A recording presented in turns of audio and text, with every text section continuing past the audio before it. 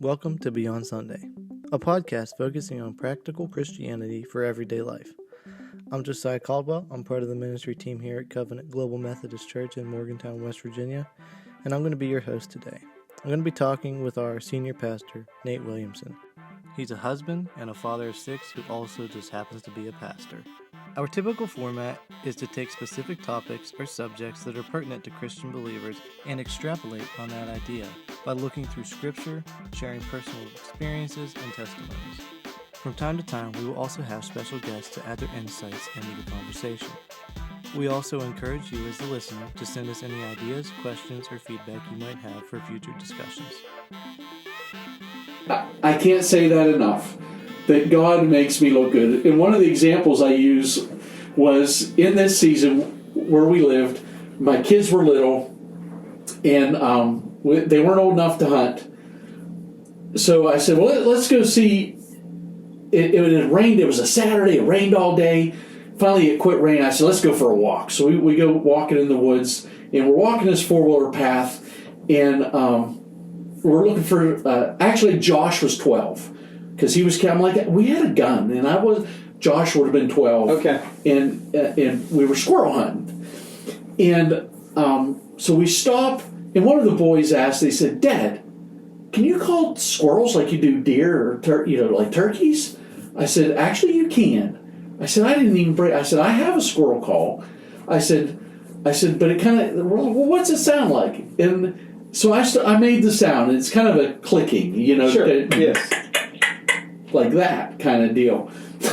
So I was facing my 3 boys, and I think at this point they're, if Josh was 12, Chad would have been 8. They would have been 8, 10, and 12. And so I'm facing them. They're facing me. I make that noise, and all 3 of them point up. They're like, there's one right there. When I did that, a squirrel came around the tree. And now, I don't believe I think it saw us and went. Sure. I don't believe we got it. But the point was, they thought, oh, Dad can call squirrels in now too. Well, and the flip side is, I'm sure that was a sacrifice at the time. My oldest son is 10, and for me, part of me does not want to take him into the woods because I still want that experience for myself. I really like that time, me with Jesus, but at the same time, he's got the attention, he's got the propensity, he wants to do it. That's a big leap for a lot of us. Is to go from I want this for me to I'm going to experience even greater joy taking and training someone else so they can be hunters. Like your boys now are they're expert hunters. They're incredible hunters. They've hunted elk and deer, and I've seen the pictures of the animals that they've gotten, and I've heard their stories. But it wouldn't have happened. It wouldn't have happened if you, who were such a good hunter, didn't say, I'm not gonna shoot something myself. I'm not gonna get that experience by myself. I'm gonna take my boys. I mean, that relates really well to our Christian faith, doesn't it? So this is why I say God makes me look good. Yeah. Because had God not moved me from where I was down to this new place, I had already hunted for 20-some, almost 20-some years, Yeah. hunted 20-some years up in it where we were before. When he moved me down there, there was that property there, but I didn't know anybody. I didn't know any of the little lay of the land. I had to learn all over again. I had to take what I had already learned and find new spots in that. Well, I took my boys with me. Back to your discipleship. Yes. They learned that's a buck rub. That's a scrape. That's why the scrape's under that overhanging tree.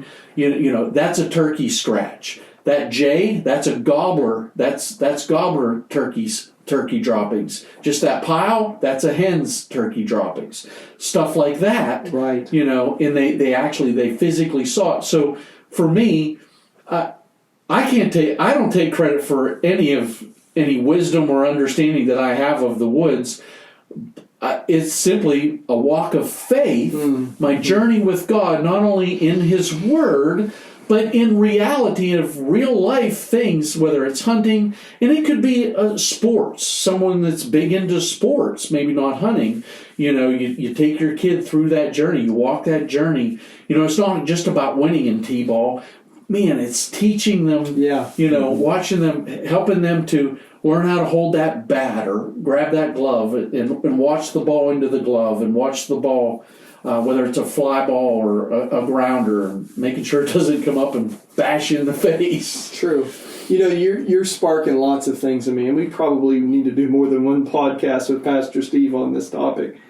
But I'm even thinking about a good day of hunting. So what's the phrase? A day in the woods is better than any day in the office, But I'm thinking about some of my best days hunting.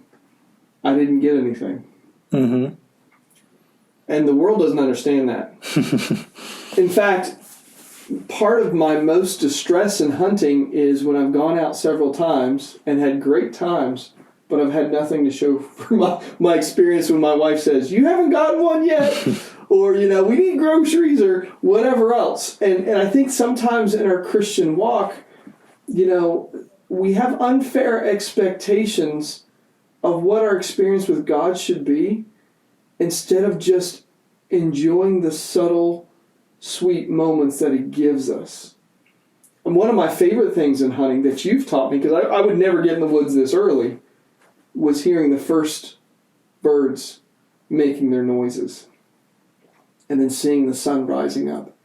And understanding that, man, 5 a.m. is cold. But it doesn't get cold until that sun starts rising and the ground starts to warm up, those thermals start picking up, and then it's like this sweepy, and that's when you get the chills, is that wave of cold as the ground starts to warm up. Different things like that. I've had so many great experiences, even with turkey, when it's not turkey season. How frustrating is it when it's not turkey season, you're deer hunting, and turkeys come in, but God's given me such wonderful moments with turkeys that I wasn't meant to shoot them. I was just to learn from them. And it was beautiful. And the flip side of it for me, too, is some of those moments are private between me and the Lord. But one of my favorite things to do when I go out in the woods is to call you up, or to call Josiah up, or other friends and say, "Guess what I saw?" Or, "This was my experience. What can I learn from this?" I mean, I've had moments where I've shot deer with my crossbow or my bow, and I've called Pastor Steve and I've said, "What do I do now? I know what to do, but you got to tell me. You got to walk me through this, because I'm going to do the wrong thing." And can you speak to that as well? Oh yeah. So I've just spent this last year. I hunted through everyone else because of my work situation. I was out of town and I didn't get a deer this year because I only got out a couple of times. But I love the camaraderie of it. What was the term you used just a little bit ago? The pursuit. The pursuit. Yeah. Yes. So the pursuit isn't just about that end goal of getting something on the ground. Mm-hmm. It is the pursuit itself that is what draws. And being a part of, even when you're not able. When I get a phone call or a text message, I'm in the middle of work and Pastor Nate messages me. Somebody else does. I've got a plethora of folks that get a hold of me. We kind of have a group. Oh, yeah. And multiple groups. God's blessed me, actually. The two guys that I've been working out of town with, they're both hunters. Oh, wow. And so guess what? Work goes on pause for a minute. It's time for a break or lunch when that phone call comes in, and we can talk about that. But I love, even though I'm hundreds of miles away sometimes, and Nate calls, I'm there because I can put myself in a place because I've spent so much time in the woods, and actually because of apps like Onyx and different things, and I'm not trying to promote anything like that. Right. But the technology's not bad. It's a great thing. I can pull up I can get a question and pull something up, and we can go through something. Mm-hmm. Okay, you need to go over here. You need to do that, and I'm still experiencing something with them, even though I'm not there in the moment with them physically. I am, and it's the same in our walk with God. When we hit those crossroads, something just went down, whether it's bad or good. We need to have that brotherhood or sisterhood of folks that we can call on and say, hey, here's where I am. What do I need to do? And let's speak to that for a second. I don't mean to interrupt, but let me speak to that for a second. Because when I do call you, Steve, you don't give me advice immediately. You ask me lots of questions. Where was it? Where did you shoot it? What's it look like? Did it do this? Until you get a full picture. And so often as Christians, we just want to counsel somebody, give them the right answers, and be done with it. Mm-hmm.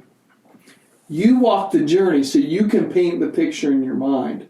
And many times you say, well, as far as I can tell from what you've told me, this is what I think you should do. And 9 times out of 10, it's the right answer. But that's the flip side of it too, is you don't come to me like you're elevated with all your 40 years of experience of hunting. I would have never gone back turkey hunting if you made me feel dumb or small the first time I went. Instead, no question was a dumb question. Instead, it was, let me show you this. Do you hear that? And I remember you'd say, did you hear that? And I didn't hear a turkey, but you heard it and you knew where it was. And I'd say, what was that? You'd be like, no, that's a jay, or that was this or that. But now, I hear turkeys. I don't care where I'm at. If I hear that sound, whoo, my head's on a swivel. I'm caught in. But that's the other strength that I want to talk to you about is Pastor Steve. That's that brotherhood of the heart where you're not even in those phone calls, you're not about the goal, you're about me. You're about wanting to see through my eyes. You're wanting to help me. If we get what I shot, great. Sometimes that hasn't happened. Josiah's been with me in the woods late into the night trying to find deer that I shot poorly. And that's a whole nother subject. I mean, I've learned, there's a running joke in my family. If you ever seen the movie Ghost in the Darkness with Val Kilmer, there's a point where they're trying to hunt these man-eating lions, and in Savo, where they're building this bridge. It's based on a true story. And Douglas, I forget the actor's name, but he's this great hunter, and Val Kilmer's going to help him hunt. He's like the bridge manager. And the doctor of the camp says, try my gun, it's more powerful. And they go into the woods, and Val Kilmer comes across this lion, and he pulls the trigger, and it misfires. And Michael Douglas goes up to him and says, what happened? He said, it misfired. He said, has that gun ever done that to you before? And Val Kilmer says, well, this isn't my gun. And he looks at him crossways, and he said, you went hunting with an untested weapon. And I've gone hunting with my dad's rifle. He's right-handed, I'm left-handed. He's right-eyed, I'm left-eyed. I had probably the best buck I've ever shot. I shot it high on the back. Hopefully it lived, because I was shooting with a crossbow that was sighted in for his eye. And so much that I've learned in the woods is directly applicable to my life lessons in faith, is especially when it comes to my dad. I was relying on his eyes to see the experience, and not the way God wired me. Not with my eyes, not with my unique perspective, and I missed the shot because I was trying to do things his way instead of taking the time to learn and sight in that crossbow for my eye. I feel like I'm going off on a tangent here, but there's so much life application in the woods that if I would have said, hey, Steve, I'm going hunting, I'm going to use my dad's crossbow instead of my compound because the deer are coming in so close, you might have said, Have you ever shot it? Have you ever shot it? Yes. Have you ever shot it? Yes. And then that's happened to me. Oh, I can't. It's embarrassing to say how many times I've been in the woods with an untested weapon for me and failed because of it. God's blessed me, and I've missed. So that, Pastor Nate, though, that's a great lesson on nobody likes to be tested. Oh, yeah. But testing is of absolute importance. Yeah. We have to be tested. We have to test things. Yes. And it's not wrong. It's hard. Yeah. But that's where you find out. So one of the things that, as you're sharing that comes to me that I've really learned over the last year that's really resonated with me is the term, you don't know what you don't know. And that really applies in the hunting woods. There's so many factors and things going on out there that you don't know. I don't care if you know this woods inside out, upside down. The neighbor's dog runs over. Actually, I killed the first buck. That drought that I had, drought or just God moment. The first buck that I got with my bow after that long season of not killing a deer. The first buck I killed with my bow after that, I was hunting, and the neighbor's dog got loose. I heard him yelling at it. The dog ran into this thicket and outrun the buck. Oh, no way. That probably wouldn't have come my way that day, but it ran out. He ran over and he stopped at 5 yards, and I got this buck because the neighbor's dog. Wow. Now, there's also been the ones, here comes a nice buck, and a cat shows up, or the neighbor's dog shows up, and away the buck goes, and you didn't get that one. Right. But there's so much that we don't know. Mm-hmm. So don't get discouraged in your walk of faith, wherever you're at with God also, because you just may not know what you don't know yet. So every day in the woods is a new day. Yeah. And every day of your faith is a new day. Absolutely. Now, one thing, and I'm going to give Josiah more space to share his thoughts, because this always happens in our podcast, by the way. I know I'm talking way more than I expect to. But the one thing, more than anything, that I remember about our first day hunting, and every single time we've been hunting since, is you have a little, you know what I'm going to say, you have a little tiny camo, something that's camouflage, that's part of your equipment that you take with you everywhere you go. It's a little tiny Bible. And every single morning that I've been hunting with you, it reaches a point where you're saying, I'm going to read the Proverbs of the day. And you read that proverb, you handed the Bible to me, I read it, we spent some time in prayer, not really out loud because we're trying to be quiet.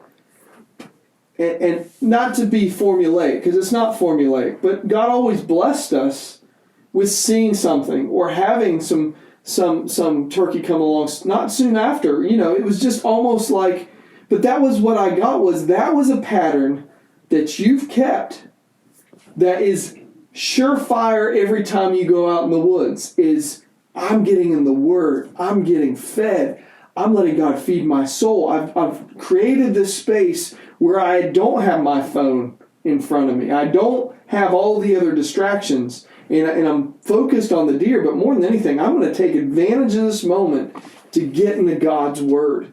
And so there is something pattern about your every hunt that can be rich and fulfilling. Other things you got to adapt to, but I never forgot that, Pastor Steve. Mm-hmm. And my best times in the woods are when I've made time.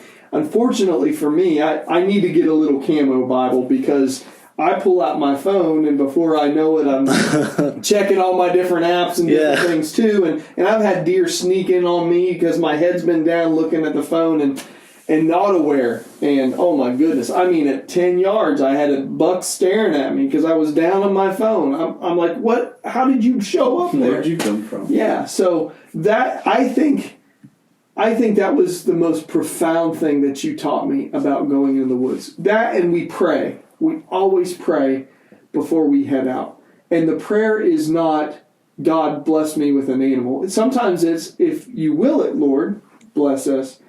But it's always a prayer of, God, show us things we've never seen before. Let our time be fruitful with you. Josiah? Well, which direction do you want to go? Because I could go a number of different directions. It's your platform. It's your platform. So I'm just thinking of a story here. A couple seasons ago, I was hunting in the woods, and I think it was a Sunday afternoon, and it had just been a long week, and it was like my only chance to get in the woods. And so I went out there, and I got set. I was in there early, and I was like, okay, this is going to be a great evening, and everything was just perfect, right? And then I was in there for probably an hour and a half, and then I just kept hearing these people talking. I was like, what's going on? Next thing you know, this family of four comes jogging through the woods for an evening jog, and they run underneath my tree stand all around me. They didn't see me, but I was like, what in the world? Like, this was supposed to be the perfect night, right? So I'm real discouraged, and I'm down in the dumps like this nothing's going to happen. And then as the sun starts to set, it was probably 30, 40 minutes before dark, and I was like, okay, the evening's shot because of what happened, right? And lo and behold, a buck steps out from the brush down behind me, and he came out, stepped into range, and I was like, okay, I had just this real little shooting window on the right side of my stand, which is the off side of my stand because I'm right-handed, so shooting with the bow, you got to turn the opposite way. So it was real hard, and I was like, okay, Lord, if I'm supposed to shoot this buck, just let him go stop right there in that little window. And sure enough, he did, and I got him, and he ran about 10 yards and dropped. But the moral of the story is that everything's not going to go as you planned it. Sometimes there's going to be trials and tribulations, but if it's the Lord's will for you to get to that end goal, then it's going to happen, and there's not going to be anything that can really stop you. So let me ask you some questions, Josiah. Why did you think that family coming through ruined your hunt? It just something that had never happened before, and it was a wrench in the plans. It was something right. that it was out of my control. I would venture to say, though, is you've probably heard some expert or some teaching or read some, whether it's Send Control or whatever else, somebody say, if this happens, your hunt's done. Mm-hmm. And that's another guide for what we're talking about here is it's not wrong to listen to pastors and teachers and other leaders, but man, there's not a one-size-fits-all formula for how this Christian walk works. Mm-hmm. And so often, something like that happens, and we think, well, I'm busted. Mm-hmm. This isn't going to work. This didn't fit the formula. I've been told if this happens, that's not the case. That's not always the case. And so what a blessing that family had a great walk, and you still got a buck out of it. Yeah, for real. But I think there's a balance to, I know for me, sometimes I have to turn off the videos, the hunting videos. I got to stop reading the articles, and I got to get back to living it. And I think that's another aspect of this talk today is I like listening to other podcasts and teachers and sermons. I like reading theological books or whatever else, but there comes a moment where there's nothing that meets my heart like God's Word. Mm-hmm. And there's nothing like walking that walk with Him. And maybe that's something we can speak to too. Oh, yeah. But it's not just getting into the Word, but my whole journey, whether it was hunting or fishing too, was I read something. And like I said, when I grew up, I didn't have all these podcasts and videos, and I had Outdoor Life, Pennsylvania Game News, that was about it. There wasn't very many articles or anything out there. But I read everything I could get my hands on as far as that was concerned. Or if I heard somebody talking hunting or fishing, I was right there, just listening. And then you know what I did? The first opportunity I got, I was out there. I did it. And it translated into my Christian walk. Yeah. When God got a hold of me, I began to read His Word and not just get it in there for a head knowledge. And it's not there just for head knowledge. I believe, honestly, why God's Word is so, a lot of times it's not clear, black and white, because it takes relationship with Him to find out what He's really talking about. I mean, you read the Gospels, and when His disciples ask Him a question, very rarely does He ever straight out answer. He doesn't give them a straight answer. No. But He plants seeds in there, and they're like, but what we're not told in His Word was what happened on a daily basis, though. They walked He invited them to walk with Him. Come, right? Come with me. So we don't know what it actually looked like for them. They asked these questions, and we're given what these questions in that are. But at some point, they were given answers to that as they walked with Jesus personally. Yeah. But I really believe that we weren't given all those answers because, just like in hunting and fishing, every day's different. Every experience is different. Right. Every life is different. When He told Peter what was going to happen to him, in the future, and Peter was like, "Well, what about John over there?" Yeah. Jesus was like, "What about John? Yeah. Don't you worry about him." Yeah. And that's what life is really like. Ooh. Well, what about hunting envy? I know one thing is I don't like typically post stuff on social media. But I know for me, I've had years where I see all the different bucks on Facebook, and then even if I get one, I feel like, oh, mine's lesser. Yeah. Because it's not that one. That one guy, that guy. How'd that guy get that big of a buck? Exactly. And I think we can get that way with our Christian faith.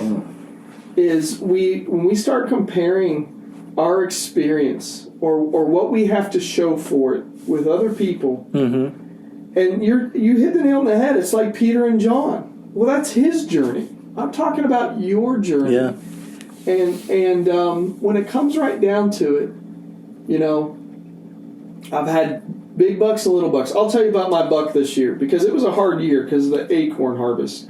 And I did the wrong thing. I did my normal pattern this year. And I talked to an old-time, good old hunter on a bus, and I picked his brain, just like you said. And he said, years like this, he said, you got to get into the woods. You got to find where they are. You got to find where the acorns are dropping, and you got to find their scrapes. And he said, you got to change your pattern of hunting because the food's different this year. You can't hunt I didn't do that. Even though the woods didn't change, no, the food source changed. The food source changed, and my spot was still a good spot. But the day I got my 5-point deer, the deer had been around, and the wind was nice. The thermals were good. I had 2 does literally come to the foot of my blind. I hunt from a blind because my wife is afraid I'm going to fall out of a tree. Probably a good choice. She said, well, you got too many kids, you can't leave me.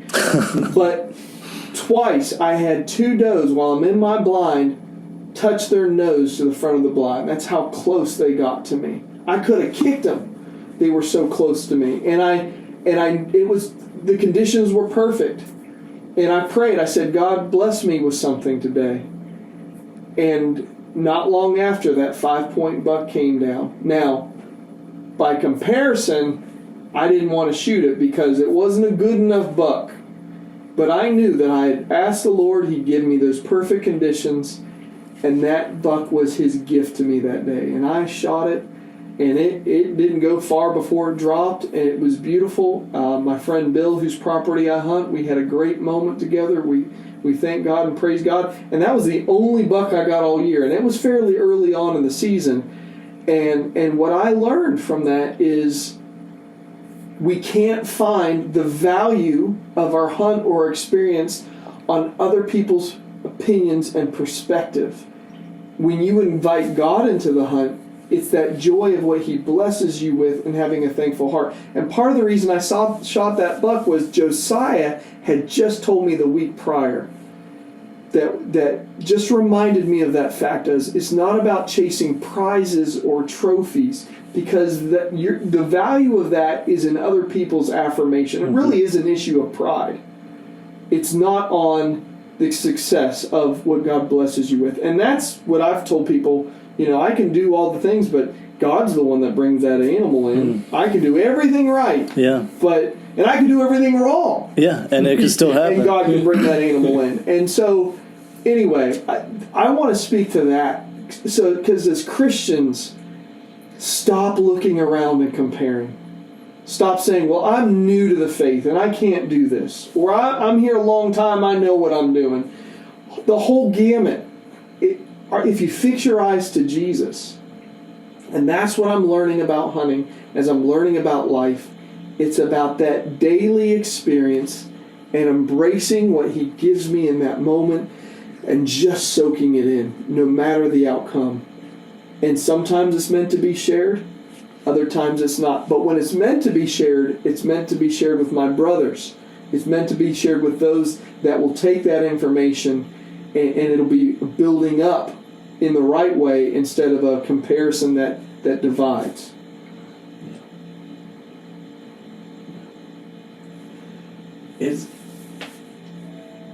Life's hard. Especially walking with Jesus is hard, because everybody wants to kind of poo-poo you or whatever. Oh, that's just Yeah. And it's not. It's a journey with Him, and I wouldn't trade it for anything. Mm-mm. But in the camaraderie is just, it's amazing. It is. It is. It is. And that's, hunting is the metaphor for us. Yes. And those that'll listen may or may not have hunted or even care about hunting. You may think we're barbaric to hunt animals. Let me reassure you that we are all very strong environmentalists. We take care of God's creation, and we don't enjoy, as Pastor Steve said, I don't enjoy killing per se, and I've taught my kids that this is providing food for our family, and a good hunter understands that when you weed down the flock, you're actually sustaining all life in the forest. And so hunters are some of your best conservationists as a whole, but it's a catalyst for our understanding. So for some of you listening, it could be sports. For others, it could be a different hobby or whatever else. But that's kind of what this whole podcast is about, is taking some of those other giftings or desires in your life and seeing God's hand in it and utilizing it. So when we talk about hunting, it always comes back to Jesus. And it always comes back to the things that He's teaching us. It always comes back to hunting is the metaphor for what's really real, and that's a relationship with Jesus Christ and the building up of His kingdom. And so, Pastor Steve, I'm so thankful you could join us today. This will not be the last time we have him on this podcast, and lots more to talk about and discuss. Do you have any final things you'd like to share with the group before we say goodbye? Just be patient. I was going to ask Josiah, how many hours do you spend in the woods, do you think, like per deer you see? Per deer I see. Last season it was like a maybe 0.5 ratio. I was in the woods so many hours and did not see much at all. Yeah, that's what so many folks don't understand. Well, I can stand on my porch and I can see so many deer. Correct. But everything happens like right now. It happens in an instant. It feels like when something happens, whether it's a turkey showing up, it's a deer, or whatever, it happens in an instant. And honestly, in my walk of faith, it's really the same way as I described. Mm-hmm. When God called me, moved me, everything, it just went boom, boom, boom, like so fast at that point. But it hasn't done that again. Mm. But that doesn't mean I'm any less of a Christian now, or my walks. It simply means I just want to encourage folks to be patient with your own journey.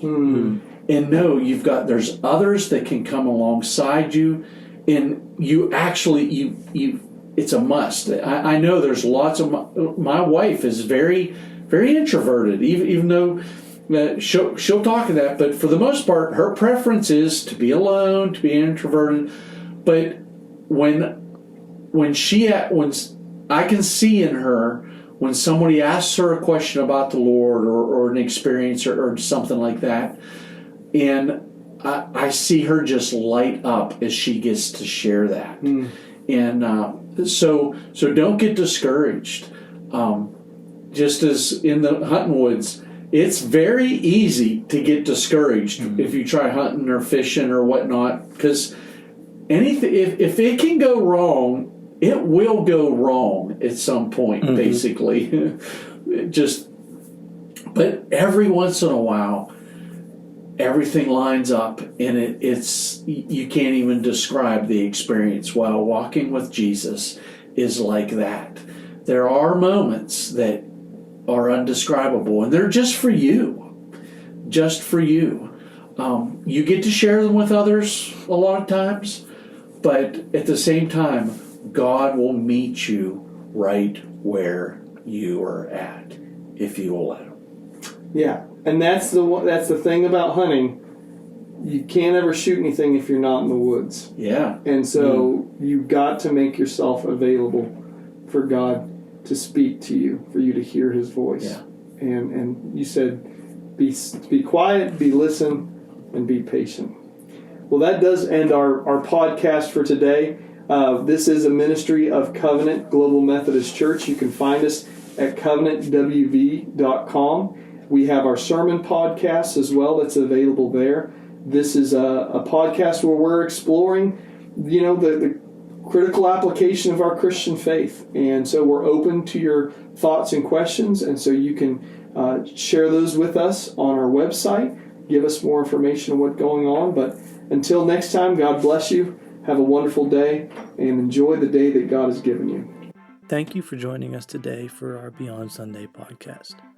We hope you enjoyed our show, and please don't ever hesitate to reach out to myself or Pastor Nate if you have any questions or anything you'd like us to discuss in the future.